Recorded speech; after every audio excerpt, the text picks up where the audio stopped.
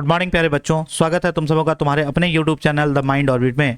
आज की इस वीडियो में हम लोग देखने वाले हैं ययाति चैप्टर का जितना भी इंपॉर्टेंट ऑब्जेक्टिव क्वेश्चन होगा वो देखने वाले हैं। यानी ये सारे ऑब्जेक्टिव क्वेश्चन आपके एग्जाम में डायरेक्टली पूछे जाएंगे। यहाँ से लगभग 3 से 4 क्वेश्चन आपके एग्जाम में आने वाला है, तो इस वीडियो को बड़े ध्यान से देखना और पूरा देखना। सबसे पहले आ जाते हैं कि अगर तुमने ये वाली वीडियो को नहीं देखा, ययाति चैप्टर मैंने complete line by line Hindi में करवाया था, जाकर सबसे पहले इस वीडियो को देखो। बहुत ही इंटरेस्टिंग तरीके से मैंने स्टोरी को समझाया है, पढ़ाया है, कैसे ययाति वो शुक्राचार्य के श्राप से ययाति बूढ़ा हो जाता है और कैसे फिर बदले में डिस्कशन करता अपने 5 बेटे से कि बदले में जो बुढ़ापा ले लेगा उसको साम्राज्य दे दिया जाएगा। ये स्टोरी अब तक नहीं देखा तो सबसे पहले इस स्टोरी को देखो। कहाँ मिलेगा? चैनल के डिस्क्रिप्शन में जाना, इस वीडियो के डिस्क्रिप्शन में जाना, वहाँ पर लिंक मिलेगा, या फिर कमेंट सेक्शन में, कमेंट वाले सेक्शन में जाना। कमेंट वाले सेक्शन में जो पहला कमेंट होगा वहाँ पर ये वीडियो पिन होगा। तो सबसे पहले इस वीडियो को देखो, फिर हम आगे बढ़ते हैं ऑब्जेक्टिव क्वेश्चन की ओर। हमारा पहला ऑब्जेक्टिव क्वेश्चन क्या है? Yayati was filled with, Yayati किससे भर चुका था? क्रूएलनेस से, या काइंडनेस से, या सैडनेस से, या फिर हैप्पीनेस से।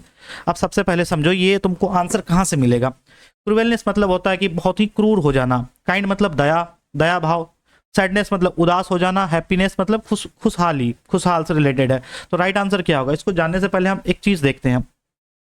राइट आंसर तो ऐसे सैडनेस है। आपको इसका आंसर कहाँ मिलेगा? जब आप चैप्टर को पढ़ते हो तो पढ़ने के बाद आप 9th पैराग्राफ में आते हो, 9वें नंबर के पैराग्राफ में आते हो, तो वहां आपको देखने मिलता है Yayati was struck with sorrow. Yayati क्या हो चुका था? किस चीज में अटक गया था? यानी दुख के क्षण में वो सोचने लगा था। क्यों सोचने लगा था? क्योंकि उनके चारों बेटे ने मना कर चुके, उसका जो 4 बेटा था वो 4 बेटा अब तक मना कर चुका था उनका बुढ़ापा लेने के लिए। इस वजह से ययाति क्या हो गया था? उदास हो गया था। सौरव मतलब क्या होता है? सैडनेस, दुखी। तो राइट आंसर हमारा क्या हो जाएगा? Option number C. आपको मिलेगा ये पैराग्राफ नंबर 9 में। हाँ, ज्यादातर जो क्वेश्चन है मैंने इस तरह ही करवाया कि जो कटिंग है ये अब आप जो देख पा रहे हैं, ये बुक का मैंने कटिंग लगा दिया ताकि आपको और आसानी हो समझने में। ये कौन है? ये ययाति है। और ययाति क्या हुआ था? बूढ़ा हो गया था। क्यों बूढ़ा हो गया था? क्योंकि इनको शुक्राचार्य का श्राप मिला था, जिस वजह से ये समय से पहले ही बूढ़ा हो चुका था। अब अगला क्वेश्चन है, ययाति वेंट टू कुबेराज। ययाति कुबेरा के कहाँ गया? फॉर्म में गया, या कुबेरा के घर में गया, या कुबेरा के पार्क में गया, या फिर कुबेरा के गार्डन में गया? इसका राइट आंसर भी आपको देखने मिलेगा पैराग्राफ नंबर 10। जब आप पैराग्राफ नंबर 10 को देखते हो तो आपको क्या समझ में आता है कि ययाति जब फिर से वापस वो यूथ बन गया, यानी जवान बन गया ययाति, तब वो अपने तलाश में इधर उधर भटक रहा था, यानी खुद को सेटिस्फाई करने के लिए अलग अलग जगह भटक रहा था। फिर तब जाकर कुछ दिन बाद वो कहाँ गया? गार्डन ऑफ कुबेरा, यानी कुबेरा के गार्डन में गया, जहाँ पे उन्होंने कई साल किनके साथ गुजारा? अप्सरा मैडम, यानी कुंवारी अप्सराओं के साथ कई साल उसने गुजारा। तो राइट आंसर क्या हो जाएगा? Option number D, garden. कहाँ गया था? कुबेरा के गार्डन। यहाँ पर आपको पैराग्राफ नंबर 10 में डायरेक्ट आंसर देखने को मिलता है। अगला क्वेश्चन, एट कुबेराज गार्डन, कुबेरा के गार्डन में Yayati spend many years with an, Yayati किसके साथ बहुत साल गुजारा? यानी कुबेरा के गार्डन जो गया था, कुबेरा के गार्डन में ययाति किसके साथ समय गुजार रहा था? अप्सरा के साथ गुजार रहा था, या ओल्ड लेडी, बूढ़ी लेडी के साथ गुजार रहा था, ओल्ड मैन, बूढ़े आदमी के साथ, या सेंट, सेंट मतलब होता है साधु, इस सेंट का मतलब होता है साधु। तो आंसर देखते हैं क्या है। उसी पैराग्राफ नंबर 10 में जब हम आगे बढ़ते हैं तो हमको यहाँ पर ये देखने मिलता है ययाति इंजॉय कर रहा था अपना लाइफ, फिर भी वो सेटिस्फाइड नहीं था। तब कहाँ गया वो? गार्डन ऑफ कुबेरा, यानी कुबेरा के गार्डन गया। क्या करने? ताकि वो समय गुजार सके। स्पेंड मैनी ईयर, बहुत साल उसने गुजारा किनके साथ? अप्सरा मैडम के साथ। दैट मीन्स कि कुंवारी अप्सराओं के साथ उसने कई साल गुजारा। कहाँ पर? कुबेराज गार्डन में। तो राइट आंसर क्या होगा? राइट आंसर हमारा ऑप्शन नंबर ए होगा, अप्सरा। एट कुबेराज गार्डन, कुबेरा के गार्डन में ययाति ने कई साल किनके साथ गुजारा? अप्सरा के साथ गुजारा। आप एक राइट साइड में फोटो भी देख पा रहे हो कैसे ययाति जब वापस फिर से जवान बन गया तो अपना इंडल्जेंस को पूरा करने के लिए, यानी भोग विलास को पूरा करने के लिए कुबेरा का गार्डन गया और वहां पर सुंदर अप्सराओं के साथ इसने कई साल गुजारा। अगला question, Yayati realize that man's desire can never be. Yayati को रियलाइज हुआ, रियलाइज मतलब एहसास होना, रियलाइज मतलब एहसास होना क्या? कि जो आदमी का डिजायर है, इच्छा है, वो क्या नहीं हो सकता है? अनहैप्पी नहीं हो सकता है, सेटिस्फाइड नहीं हो सकता है, कंप्लीटेड नहीं हो सकता, या अनसेटिस्फाइड नहीं हो सकता है। तो आदमी का डिजायर, जो पुरुष का डिजायर है या किसी व्यक्ति का डिजायर है, मतलब इच्छा, वो वो क्या नहीं हो सकता, ये बात किसको रियलाइज हुआ, ययाति को। तो राइट आंसर क्या होगा, या कि आदमी का जो डिजायर होता है, मेंस डिजायर, व्यक्ति का डिजायर होता है, इच्छा होता है, वो कभी भी सेटिस्फाइड नहीं हो सकता। किन चीजों से, हम अगर जो भौतिकवादी चीजों पे हम बना रहे हैं, जैसे कि धन दौलत पैसा स्त्री, इन सभी चीज से व्यक्ति का डिजायर, आदमी का डिजायर कभी भी फुलफिल नहीं होगा, कभी भी सेटिस्फाइड नहीं होगा। ये बात किसको समझ में आया, ययाति को समझ में आया। कहाँ आपको देखने मिलेगा, जब आप इस पैराग्राफ को पढ़ोगे, यहां पर मिलेगा, nothing can ever satisfy the desire of man. कोई भी चीज सेटिस्फाई नहीं कर सकता किसके, आदमी के डिजायर को। कोई भी, चाहे वो कॉर्न हो, चाहे कितना भी सुंदर धन दौलत हो, गोल्ड हो, धन दौलत, ज्वेलरी हो, कैटल हो, यानी हाथी घोड़ा हो, या कोई स्त्री हो, या कितना भी अच्छा खाना हो, कुछ भी आदमी के डिजायर को फुलफिल नहीं कर सकता। तो राइट आंसर हमारा होगा option number B, satisfied is the right answer. How many son did Yayati have, Yayati को कितने बेटे थे, 5 थे, 3 थे, 4 थे, 1 थे, कितने थे। सीधा सीधा आप जब यहाँ पढ़ोगे, Yayati who found himself suddenly an old man, Yayati जब अचानक से बूढ़ा हो गया तो फिर उसने अपने 5 बेटा को बुलाया। ही हैड 5 ब्यूटीफुल सन, उसके पास कितना बेटा था, 5 सुंदर बेटा था। देखो यहाँ पर 1 बेटा, दूसरा नंबर का बेटा, तीसरा, चौथा और 5वां, टोटल 5 बेटा था। ययाति को कितना बेटा था, 5 बेटा था। और सबसे छोटा जो बेटा था, सबसे छोटा बेटा का नाम क्या था, पुरु। सबसे छोटा बेटा का नाम पुरु था। और हाँ, इस स्टोरी में बाकी 4 बेटे का नाम डिस्कस नहीं हुआ है। ऐसा मत सोचना कि और 4 का क्या नाम था, और 4 का नाम डिस्कस ही नहीं हुआ इस स्टोरी में। हाँ, लेकिन अंतिम बेटा का नाम डिस्कस हुआ, क्योंकि अंतिम बेटा ही क्या क्या था, पिताजी का शर्त को अपनाया था, इस वजह से उनका नाम डिस्कस हुआ इस स्टोरी में। राइट आंसर क्या होगा, ययाति को कितना बेटा था, 5 बेटा था। अगर पूछा जाए सबसे छोटा बेटा का नाम क्या था, तो उसका नाम पुरु था, PURU। Who showed great respect to his ancestor, कौन अपने एंसेस्टर, एंसेस्टर मतलब होता पूर्वज, जैसे हमारा दादा परदादा हमारे क्या हुए, पूर्वज हुए। तो कौन बहुत ही आदर करता था अपने पूर्वज का, कौन करता था, पुरु करता था, ययाति करता था, पांडव करता था, या शुक्राचार्य करता था। तो फिर हम जब पैराग्राफ नंबर 1 देखते हैं, फर्स्ट पैराग्राफ में देखते हैं, emperor Yayati was one of the ancestor of Pandavas, Pandava का एंसेस्टर था, यानी पांडव का पूर्वज कौन था, वह ययाति था। लेकिन यहाँ पांडव टिक नहीं करना, यहाँ पूछा क्या, कौन रिस्पेक्ट करता था। हम आगे फिर जब पढ़ेंगे तो पता चलेगा, वो कभी भी हार का, यानी ये किसके लिए आया, ययाति के लिए, वो कभी भी हारा नहीं था, हमेशा शास्त्र को फॉलो करता था, भगवान की पूजा करता था। एंड वेनरेटेड, वेनरेटेड मतलब होता है रिस्पेक्ट करना, क्या होता है, वेनरेट मतलब होता है respect, respect. Venerated his ancestor with intense devotion, यानी अपने पूर्वज का बहुत सम्मान करता था, बहुत दिल से सम्मान करता था। कौन, ययाति करता था। तो राइट आंसर हो जाएगा option number B, who showed a great respect to his ancestor, कौन अपने एंसेस्टर के प्रति, अपने पूर्वज के प्रति बहुत ही रिस्पेक्ट रखता था। कौन रखता था, ययाति। कहाँ देखने मिला, दूसरी लाइन में, पैराग्राफ 1 के दूसरा लाइन जब देखते हैं कि वो भगवान की पूजा करता था, शास्त्र के बातों को मानता था, और अपने पूर्वज को बहुत ही रिस्पेक्ट देता था। वेनरेटेड मतलब रिस्पेक्ट देना। Yayati was a brave, Yayati एक ब्रेव क्या था, राजा था, फाइटर था, फाइटर मतलब लड़ाकू, जो लड़ने का काम करता, आदमी था या कोई मिनिस्टर था, क्या था ययाति। जब हम पढ़ते हैं, फिर हमारा फर्स्ट पैराग्राफ जब पढ़ते हैं, emperor Yayati was one of the ancestor of Pandavas, जब यहाँ पढ़ते हैं ययाति से पहले एक वर्ड है एम्पेरर, एम्पेरर मतलब ही होता है राजा, यानी किंग। राइट आंसर क्या होगा, ऑप्शन नंबर ए, किंग। ययाति कौन था, एक राजा था। ये राइट साइड में जो फोटो देख रहा है, यही कौन है, ययाति है।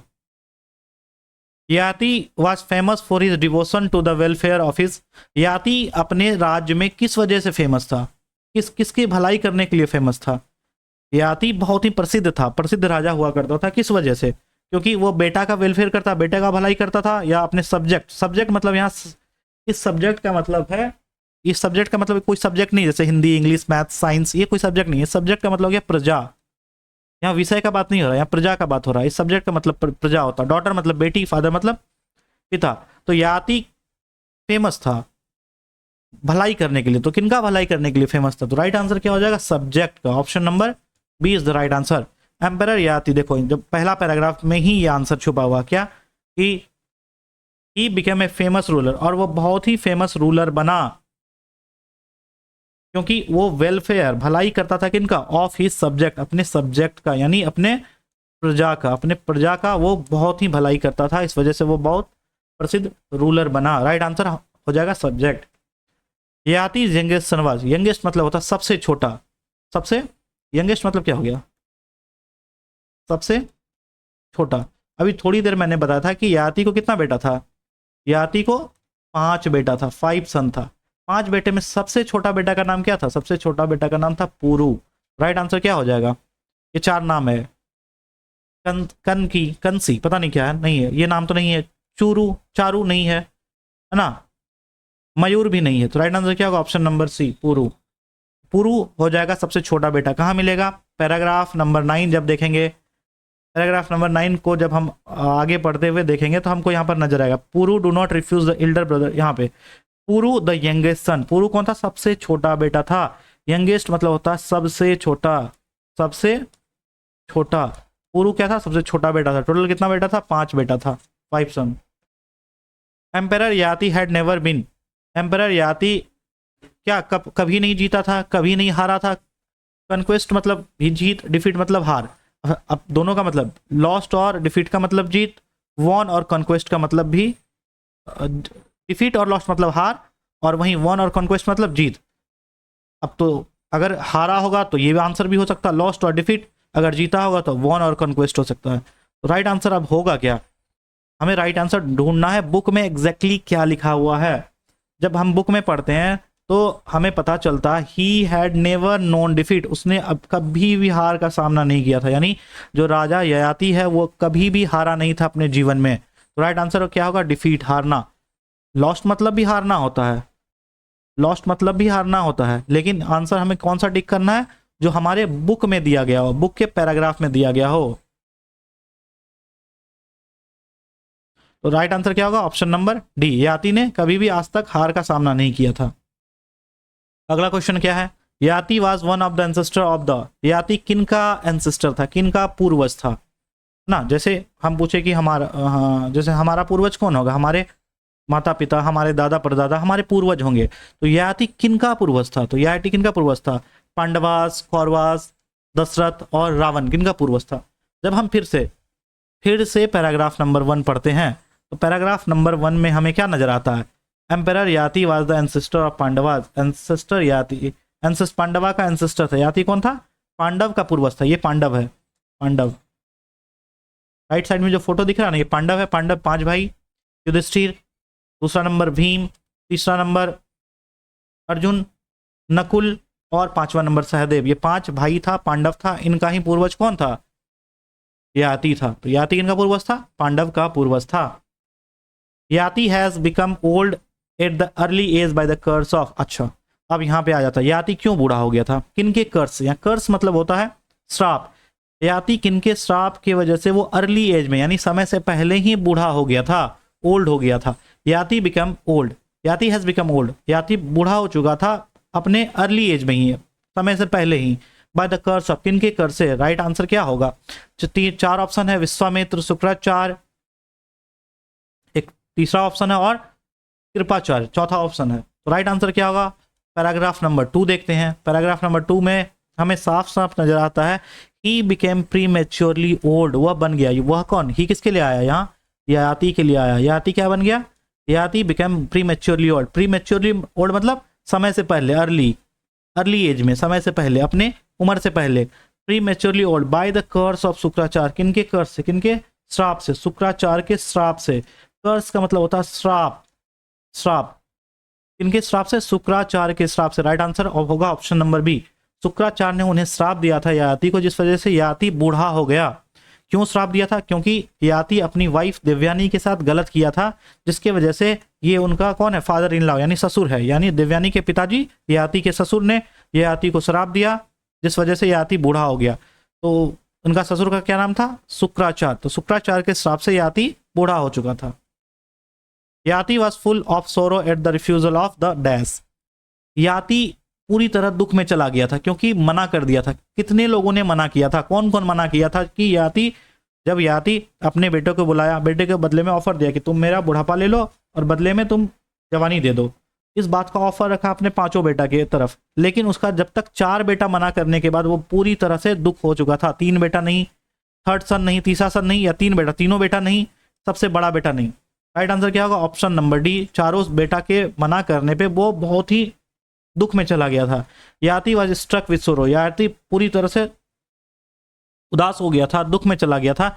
एट द रिफ्यूजल ऑफ 4 सन, चारों बेटा के मना कर देने के बाद याति बहुत ही दुख भरे माहौल में चला गया था। तो राइट आंसर होगा ऑप्शन नंबर डी।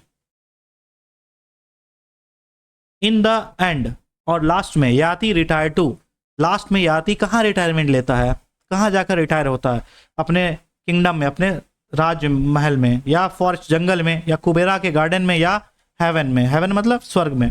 कहाँ लेता है हम पढ़ेंगे फिर जब देखेंगे 12 नंबर पैराग्राफ में।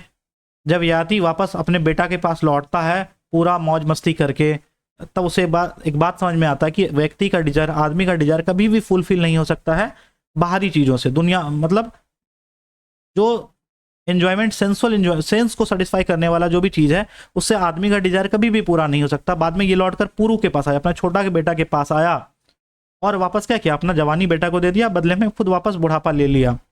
और फिर जाकर याति कहाँ चला गया, फॉरेस्ट चला गया, जंगल चला गया, और वहां जाकर क्या हो गया, वहां जाकर रिटायर हो गया। तो राइट आंसर क्या होगा, ऑप्शन नंबर बी, फॉरेस्ट में जाकर वो रिटायर हो गया। Why did Yati return after spending many years in Kubera's garden, where did, कहाँ पर याति वापस आया, रिटर्न आया, अभी जस्ट बताया कहाँ पर आया, वो अपने बेटे के पास आया, सबसे छोटा बेटा के पास आया। सबसे छोटा बेटा का नाम क्या था, पुरु, उसके पास वापस आया। क्यों, क्योंकि उसका ही वो यूथ लिया हुआ था और बदले में अपना बुढ़ापा अपने छोटे बेटे पुरु को दिया था। तो वापस कहाँ आया, पुरु को आया, ताकि पुरु को वापस अपना जवानी लौटा सके। इस वजह से वो पुरु के पास आया कुबेरा के गार्डन से। तो राइट आंसर होगा ऑप्शन नंबर ए। कहाँ मिलेगा देखना इसका आंसर, पैराग्राफ नंबर 10 जब पढ़ेंगे। अभी जस्ट हम क्या देखे थे, वो कुबेरा के गार्डन से आया बहुत सारे, जब वो कुंवारी अप्सराओं के साथ समय गुजार के पुरु के पास आया। रिटर्निंग टू पुरु, यहाँ है ना लास्ट नंबर, कहाँ लौट के आया, पुरु के पास लौट कर आया। Yati become prematurely old by the curse of, ये पहले भी कर चुके हैं, किनके श्राप से याति बूढ़ा हो गया। तो राइट आंसर क्या होगा, शुक्राचार्य के श्राप से बूढ़ा हो गया। ही बिकम प्रीमेच्योरली, दूसरा नंबर पैराग्राफ देखेंगे बुक में, हमें नजर आएगा कि वो शुक्राचार्य के घर से श्राप से क्या हो चुका था, बूढ़ा हो चुका था। शुक्राचार्य कौन था, शुक्राचार्य उनका फादर इन लॉ था, यानी ससुर था। द स्टोरी ऑफ याति इज टेकन फ्रॉम, जो स्टोरी है याति का, जो कहानी है ना, ये कहानी कहाँ से लिया गया है, क्या कुरान से लिया गया है, बाइबल से, पुराण से, या महाभारत से लिया गया है, कहाँ से लिया गया है। राइट आंसर होगा महाभारत से लिया गया है।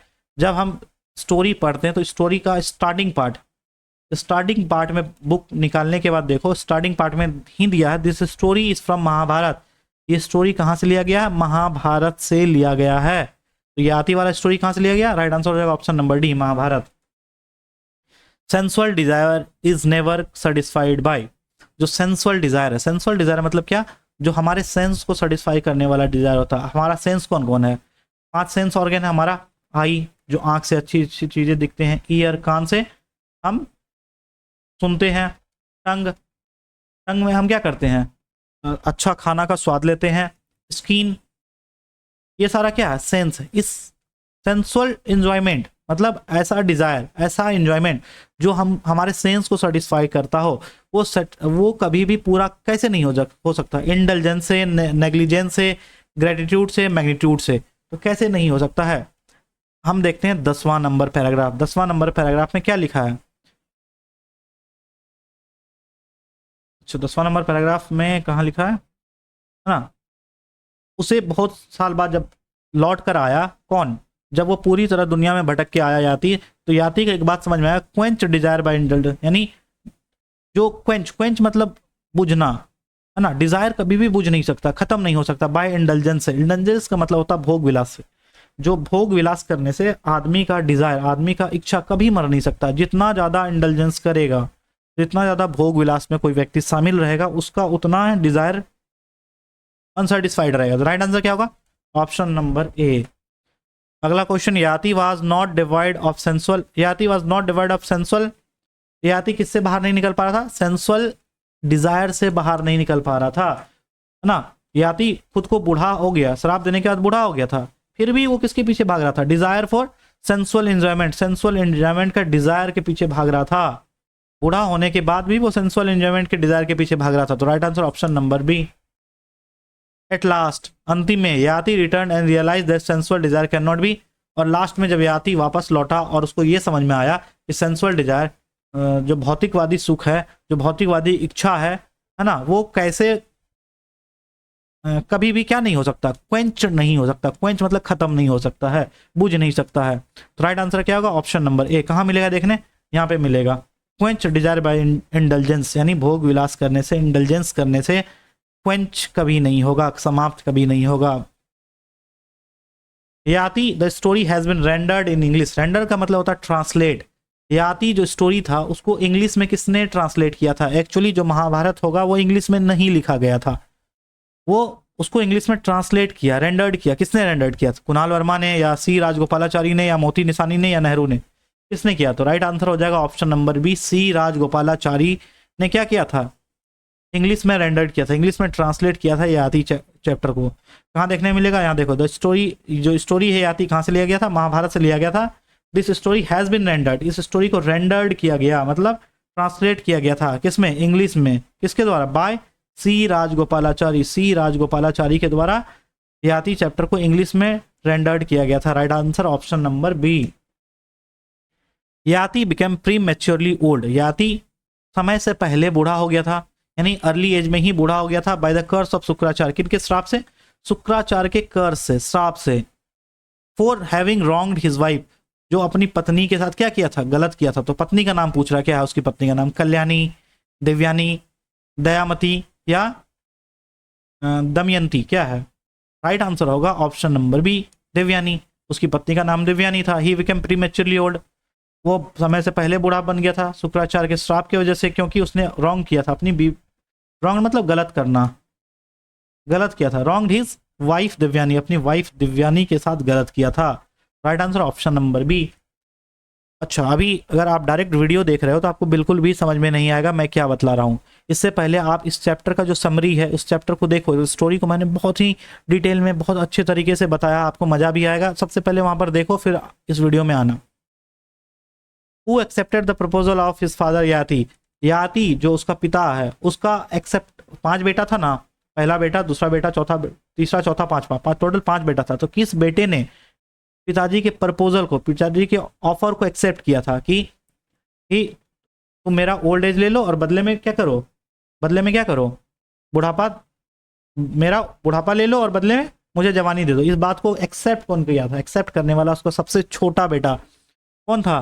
पुरु, यंगेस्ट सन, सबसे छोटा बेटा, यानी 5वां नंबर का यंगेस्ट सन, सबसे यंगेस्ट सन, जो कि 5th नंबर का बेटा था, 5वां नंबर का बेटा था। तो कौन एक्सेप्ट किया था? यहाँ जब पढ़ना शुरू करते हैं तो हमें समझ में आता। Puru the youngest son moved by the filial, filial मतलब पिता मोह में। पुरु जो सबसे छोटा बेटा था वो अपने पिता के मुंह में इस बात को एक्सेप्ट कर लिया। हाँ, और पिता को क्या बोला? आई ग्लेडली गिव माई यूथ, मैं आपको अपना यूथ, जवानी खुशी खुशी देना चाहता हूँ। And relieve your the sorrow, अगर आपको बुढ़ापा का जो दुख है वो मैं ले लेता हूँ। तो सबसे छोटा जो बेटा था जिसका नाम था पुरु, वो अपने पिताजी के प्रपोजल को एक्सेप्ट किया। किस चीज का? कि बूढ़ा हो जाए बदले में और वो जवान हो जाए। Right answer option number C. Yati told his son, याति ने अपने बेटे को कहा that one out to bear the burden of his. Yati ने क्या कहा? अपने 5 बेटा को जब बुलाया था, 5 बेटा को बुलाया, 5 बेटा को बुलाने के बाद कहा, याति यहाँ खड़ा हो गया और याति क्या कहा? याति कहा कि कौन मेरे बुढ़ापे का बर्डन ले सकते हो? तो कौन ले सकता है? किस चीज, क्या देने के लिए बोल रहा था? किंगडम देने के लिए बोल रहा था? नहीं, ओल्ड एज देने के लिए बोल रहा था। Right answer option number B. कहाँ मिलेगा देखने? यहाँ मिलेगा। देखो पैराग्राफ नंबर 3 देखते हैं। जब वो बूढ़ा हो गया, उसने अपने 5 बेटा को बुलाया। कहाँ? 5 बेटा था, 5 बेटा को बुलाया। कहाँ पे मिलेगा? देखो अब जब हम खोजते हैं, one out to bear the burden of old age, कोई एक बेटा मेरा क्या करो? ओल्ड एज ले लो, मेरा बुढ़ापा ले लो। तो ये राइट आंसर क्या होगा? Option number B. याति ने अपने बेटे को कहा कि कोई मेरे बुढ़ापे का जो दुख है उसे उठा लो, यानी मेरा बुढ़ापा ले लो, ओल्ड एज ले लो।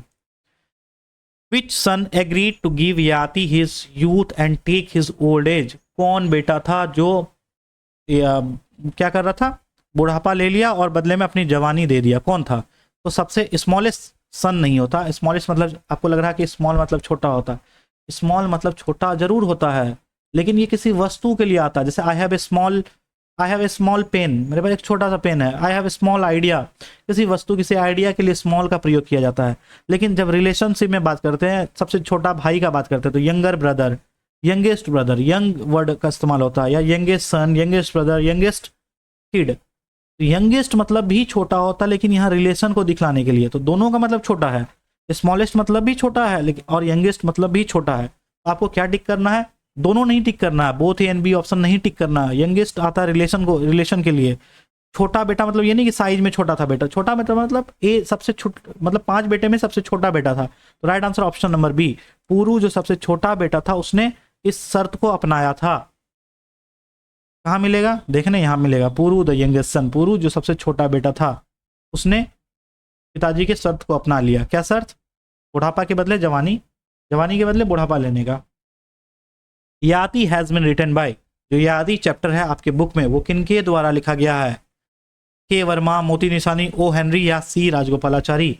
राइट आंसर हो जाएगा सी राजगोपालाचारी, क्योंकि ट्रांसलेट इन्होंने ही किया था इस स्टोरी को, याति स्टोरी को रेंडर्ड किया था, ट्रांसलेट किसने किया था इंग्लिश में? सी राजगोपालाचारी। तो स्टोरी को किसने लिखा? याति को सी राजगोपालाचारी ने इस चैप्टर को, किस चैप्टर को? याति चैप्टर को लिखा। अब यहां तक बुक से क्वेश्चन खत्म हो गया। ये सारे क्वेश्चन भी आपके एग्जाम में आते हैं। आपको करेक्ट स्पेलिंग बताना विगर का, विगर का करेक्ट स्पेलिंग क्या है? तो राइट आंसर हो जाएगा option number C, VIGOUR। Vigour का मतलब क्या होता है? एनर्जी, बलवान, शक्तिशाली, स्ट्रेंथ और एनर्जी, है ना, शक्ति होना, ऊर्जा होना, बलशाली होना, इसे हम क्या बोलते हैं? विगर। यहीं से बना विग्रस यूथ, बलवान जवानी। अब यहाँ पर करेक्ट स्पेलिंग खोजना है, एग्जाम में आता है स्पेलिंग। जब आप 50 नंबर का ऑब्जेक्टिव क्वेश्चन डील कर रहे होगे, 50 में मतलब 100 में से 50 क्वेश्चन आपको ऑब्जेक्टिव का बनाना है, वहां पर आपको स्पेलिंग, करेक्ट द स्पेलिंग करने आएगा। करेक्ट द स्पेलिंग से 4-5 क्वेश्चन आएगा, और ये 4-5 क्वेश्चन आपके बुक से ही रहता है। तो आप बताओ इसमें पिटीफुल का राइट स्पेलिंग कौन सा? एक बार वीडियो को पॉज करो और खुद से आंसर देने का कोशिश करो। राइट आंसर होगा ऑप्शन नंबर ए, PITIFUL। बाकी सारा ऑप्शन गलत है। PITY गलत हो गया, PITE गलत हो गया, PITIFUL फुल गलत हो गया। राइट आंसर क्या होगा? PITIFUL। पीटीफुल एडजेक्टिव है ना। पीटीफुल का मतलब होता है दयनीय, बहुत खराब स्थिति में होना। Causing you to feel pity और सैडनेस, जो आपको बहुत दयनीय स्थिति में ले जाए उसे हम पीटीफुल कहते हैं। राइट आंसर ऑप्शन नंबर ए। इसमें से कौन सा स्पेलिंग सही है? एक बार फिर से वीडियो पॉज करो, रोको और आंसर देने का कोशिश करो। राइट आंसर क्या होगा? Option number D, relieve, RELIEVE। याद कर लेना, नहीं पता है तो याद कर लेना। रिलीव वर्ब है, इसका मतलब होता है कष्ट या चिंता में राहत पहुंचाना, रिलीव देना। जब आपको दुख से राहत मिल जाए, कष्ट से राहत मिल जाए, उसे हम रिलीव कहते हैं। टू मेक अनप्लीजेंट फीलिंग और सिचुएशन स्टॉप और गेट बेटर, यानी किसी अनप्लीजेंट फीलिंग को या खराब सिचुएशन को क्या करना? रोकना या उसे सही बनाना ही रिलीव होता है। अब बताओ कौन सा सही स्पेलिंग है? इंडल्जेंस। इंडल्जेंस का मतलब क्या था? भोग विलास। राइट आंसर क्या होगा? ऑप्शन नंबर ए, INDULGENCE। INDULGENCE। इंडल्जेंस क्या है? नाउन है। इसका मतलब होता है इच्छा पूर्ति में संलिप्त होना, ऐसा चीज, समथिंग दैट यू हैव और डू बिकम, या फिर ऐसा कुछ जो तुम्हारे पास है या तुम करते हो, क्यों? ताकि वो तुमको क्या दे? प्लेजर दे, तुम्हें आनंद दे, तुम्हें खुशी दे, उसे हम बोलते हैं इंडल्जेंस, यानी भोग विलास। डिफीट का मतलब क्या होता है? आपको साइनोनिम्स बतलाना। साइनोनिम्स मतलब था समानार्थी। साइनोनिम्स, एक मिनट, साइनोनिम्स। साइनो मतलब होता समान, सेम, सेम। निम्स मतलब होता नाम, नेम, यानी समान अर्थ वाले शब्द बताना है। डिफीट का मतलब क्या होता है? डिफीट मतलब हारना होता है। तो राइट आंसर होगा लॉस मतलब हारना, ऑप्शन नंबर ए। विन मतलब जीतना, ये तो होगा नहीं। रॉन्ग मतलब गलत, हारना का मतलब गलत तो होगा नहीं, हारना का मतलब इजी, आसान तो होगा नहीं। तो राइट आंसर क्या होगा? Option number A, loss. Desire का मतलब क्या होता है? डिजायर मतलब होता है इच्छा। इच्छा का मतलब इंग्लिश में वांट को भी डिजायर बोलते हैं। वांट मतलब चाहना या इच्छा, इच्छा या चाहना। इंटरेस्ट होगा नहीं, इंटरेस्ट का मतलब डिजायर होता नहीं है, वांट नहीं होता है। हेवन मतलब होता है जन्नत या स्वर्ग, ये होगा नहीं। एक्सचेंज मतलब होता है बदलना। राइट आंसर होगा ऑप्शन नंबर बी। आपको एडजेक्टिव बनाना है जॉय का। जॉय का एडजेक्टिव कैसे बनेगा? जॉय में जब हम OUS जोड़ते हैं, जॉय में OUS, ओ यू एस जोड़ के हम क्या बना सकते हैं, एडजेक्टिव बना देते हैं, जोयस, जोयस। ऐसे क्वेश्चन एग्जाम में आता है। यानी नाउन में क्या जोड़ो, ओ यू एस जोड़ने के बाद क्या बन जा रहा है, ये एडजेक्टिव बन जा रहा। सेम एज मेरिट में जब हम ओ यू एस जोड़ते तो मेरिटियस बन जाता है। और अब तक यहाँ पर वीडियो में पहुँच चुके हो तो चैनल को क्या करना है, सब्सक्राइब करना है, वीडियो को शेयर करना है और अपने दोस्तों तक भी इस वीडियो को पहुँचाओ, ताकि अभी चैनल छोटा है, आपके ही सपोर्ट से इस चैनल को बड़ा किया जा सकता है। अगर वीडियो पसंद आया तो कमेंट में बताओ, अगर नहीं भी पसंद आया तो वो भी बताओ क्या चीज़ें पसंद नहीं आई, ताकि मैं अगले वीडियो में इम्प्रूव कर सकूं। और आपके सामने ये जो 2 वीडियो दिख रहा है, एप्लीकेशन राइटिंग का और लेटर राइटिंग का, ये वीडियो अब तक नहीं देखा है तो जरूर देख लो। तुम्हारे एग्जाम में डायरेक्ट 5-5 यानी 10 मार्क्स से इस वीडियो से क्वेश्चन आ जाएंगे। Thank you for watching this video. Keep growing, keep signing.